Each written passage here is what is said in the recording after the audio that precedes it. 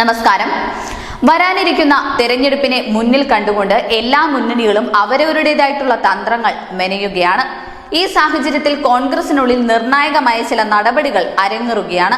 മറ്റൊന്നുമല്ല, മഹാരാഷ്ട്ര നിയമസഭാ കൗൺസിലിലെ 11 സീറ്റുകളിലേക്കുള്ള MLC തെരഞ്ഞെടുപ്പിൽ ക്രോസ് വോട്ട് ചെയ്ത MLA-മാർക്കെതിരെ പാർട്ടി നടപടിയെടുത്തതായുള്ള റിപ്പോർട്ടുകളാണ് ഇപ്പോൾ പുറത്തുവരുന്നത്. വോട്ടെടുപ്പിനിടെ പാർട്ടി നിർദ്ദേശം ലംഘിച്ച MLA-മാരുടെ എണ്ണമോ പേരോ ഇതുവരെയും വ്യക്തമാക്കിയിട്ടില്ല.